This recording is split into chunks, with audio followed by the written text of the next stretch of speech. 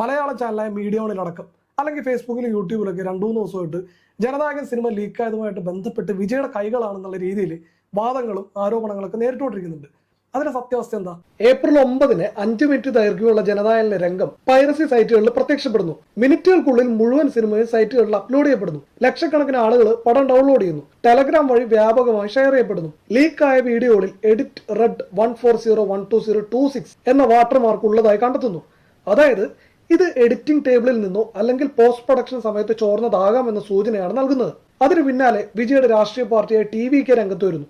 രാഷ്ട്രീയ പ്രവേശനവുമായി ബന്ധപ്പെട്ട് നിൽക്കുന്ന സിനിമ ആയതിനാൽ ഈ ലീക്കിന് പിന്നിൽ രാഷ്ട്രീയ ഗൂഢാലോചന ഉണ്ടെന്ന് TVK ആരോപിക്കുന്നു. പ്രധാനമായും സെൻസർ ബോർഡിനെയും DMK എന്ന പാർട്ടിയെയും സംശയത്തിന്റെ നിഴലിൽ നിർത്തുന്നു. തമിഴ്നാട് ഉപമുഖ്യമന്ത്രി ഉദയനിധി സ്റ്റാലിനും കേന്ദ്രമന്ത്രി L മുരുകനും ഏകോപിച്ച് പ്രവർത്തിച്ചാണ് സിനിമ ചോർത്തിയതെന്നാണ് TVK പറയുന്നത്. സിനിമ ലീക്ക് ചെയ്ത് സാമ്പത്തിക നഷ്ടം ഉണ്ടാക്കാനാണ് ശ്രമമെന്നുമാണ് ഇവരുടെ വാദം. ഇനി എന്തുകൊണ്ട് ചില ആളുകളും മീഡിയകളും വിജയനെ സംശയിക്കുന്നു എന്ന് നോക്കാം. സിനിമയിലെ രാഷ്ട്രീയ പരാമർശത്തെ തുടർന്നാണല്ലോ സിനിമ സെൻസർ ബോർഡ് തടഞ്ഞെന്ന് പറഞ്ഞത്. പിന്നാലെ തെരഞ്ഞെടുപ്പ് അടുത്തതിനാൽ സിനിമ തെരഞ്ഞെടുപ്പ് കമ്മീഷനെ പരിശോധനയ്ക്ക് വിടണം എന്ന നിർദ്ദേശവും ഉണ്ടായിരുന്നു. ഇനി നമുക്ക് വാദങ്ങളിലേക്ക് വരാം. വാദം 1, തന്റെ രാഷ്ട്രീയ വിമർശനങ്ങളും വിയോജിപ്പുകളും ഉള്ള സിനിമ ഇറങ്ങുന്നതിലൂടെ വലിയ ബൂസ്റ്റപ്പ് കിട്ടുമെന്ന് കരുതിയ വിജയ് സെൻസർ ബോർഡിനോടുള്ള വെല്ലുവിളിയായി ചെയ്തതാകാമെന്ന വാദം. സെൻസർ ബോർഡിനും രാഷ്ട്രീയ എതിരാളികൾക്കും മറുപടി നിയമവിരുദ്ധമായി ചെയ്തു എന്ന ആരോപണം. വാദം 2, സിനിമ ലീക്കാവുമ്പോൾ ലഭിക്കുന്ന വലിയ സിമ്പതിയും വാർത്താ പ്രാധാന്യവും നിയമസഭാ തിരഞ്ഞെടുപ്പിൽ TVKക്ക് മൈലേജ് നൽകുമെന്നുള്ള ചിന്ത.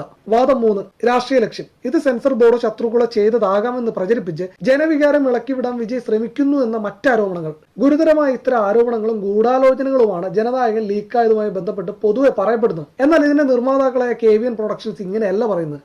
500 കോടിയോളം രൂപ മുടക്കി ഒരു സിനിമയിലെ മുഴുവൻ രംഗം ലീക്കാക്കുന്നത് നിർമ്മാതാക്കൾക്ക് വലിയ സാമ്പത്തിക നഷ്ടം ഉണ്ടാക്കുന്ന ഒരു കാര്യമാണ്. അതിനാൽ ഇത്തരം ഒരു പൊളിറ്റിക്കൽ സ്റ്റണ്ടിന് അവർ കൂട്ടുനിൽക്കില്ല. സാധാരണ പ്രൊമോഷൻ സ്ട്രാറ്റജികളിൽ നെഗറ്റീവ് പബ്ലിസിറ്റിക്ക് വേണ്ടി ചെറിയ രംഗങ്ങളൊക്കെ സൈറ്റുകളിൽ കാണാറുള്ളത് പോലെ അല്ല മുഴുവൻ രംഗം അപ്ലോഡ് ചെയ്യുന്നത്. KVN പ്രൊഡക്ഷൻസിന്റെ പരാതിയിൽ ക്ലിപ്പുകൾ, ലിങ്കുകൾ ഷെയർ ചെയ്ത അക്കൗണ്ടുകൾ എന്നിവയ്ക്കെതിരെ നിയമ നടപടിയെടുത്ത് പോരുന്നുണ്ട്. KVN പ്രൊഡക്ഷൻസിനെ സംബന്ധിച്ച് ലീക്ക് ചെയ്യേണ്ട ആവശ്യമില്ല, അത് ഏതെങ്കിലും OTT പ്ലാറ്റ്ഫോമിൽ ഇട്ടാൽ മതിയല്ലോ എന്നുള്ളൊരു വാദവും നിലനിൽക്കുന്നുണ്ട്. TVKയിൽ ആരുടെങ്കിലും കയ്യോ അതല്ല മറ്റാരെങ്കിലും ആണോ ഇത് ചെയ്തതെന്ന് പറഞ്ഞാൽ പോലും വിജയ് നേരിട്ട് ഇത് ചെയ്തു എന്ന് വിശ്വസിക്കാൻ പാടാണ്. വലിയ അന്വേഷണം ഇതിന്റെ പിന്നിൽ നടക്കുമെന്ന് വിജയ്ക്ക് നന്നായി അറിയാം.